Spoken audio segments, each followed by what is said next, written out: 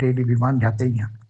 अभी तो सोने की द्वारका जो गुजरात सोमनाथ है, अपना जो सोने की द्वारका है, द्वारका का जो मंदिर है गुजरात में, वहाँ से भी तपस्या करके आत्माएं ऊपर के लोक में, विष्णु लोक में जाती हैं।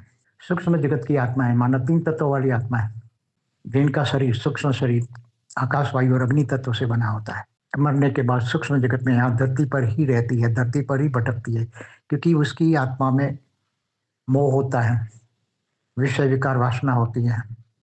अपनी वासना की पूर्ति के लिए किसी में प्रवेश करती है, फिर अपनी वासना की पूर्ति करती है। भूत प्रेत पिशाच ब्रह्म राक्षस डाकिनी, ये सब चुड़ैल, ये सब आत्माएं नेगेटिव आत्माएं होती हैं, जो अपनी वासनाओं को लेकर ये धरती पर ही रहती है, ऊपर के लोगों में नहीं जा सकते। तो धरती पर रहकर लोगों में प्रवेश करती, लोगों के घरों में रहती है, और ये आत्माएं उल्टा फुल्टा काम करती है, लोगों को दुख देने का काम करती है।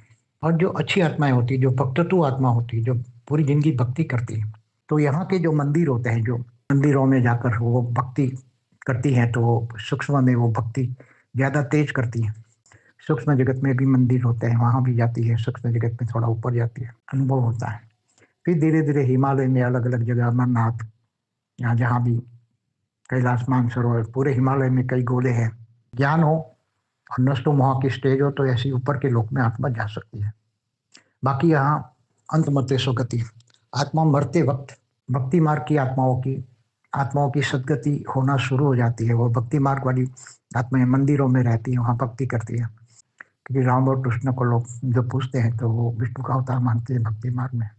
ज्ञानी तो आत्मा ब्रह्म ज्ञानी होते हैं, वो इनको अविनाशी ब्रह्म निर्गुण निराकार ब्रह्म का अवतार मानते हैं। तो फिर जब कल प्रलय होता है, देव और दानव सब खत्म हो जाती है, कुछ भी नहीं रहता, सब पूरा 55 करोड़ नरक हो, स्वर्ग हो, सब काल अग्नि में जल के भस्म हो जाती है।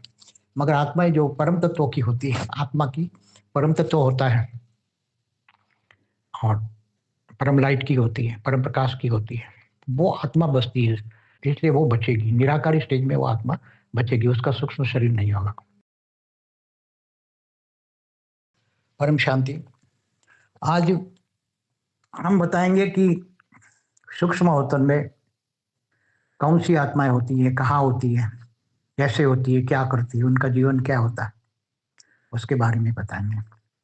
सबसे पहले तो जो सूक्ष्म जगत की आत्मा है, माना 3 तत्वों वाली आत्मा है, जिनका शरीर सूक्ष्म शरीर आकाश वायु और अग्नि तत्व से बना होता है, और मनुष्य का शरीर में जल और मिट्टी 2 तत्व ऐड होते हैं, तो 5 तत्वों का शरीर होता है मनुष्य का। तो सूक्ष्म जगत की जो आत्माएं हैं,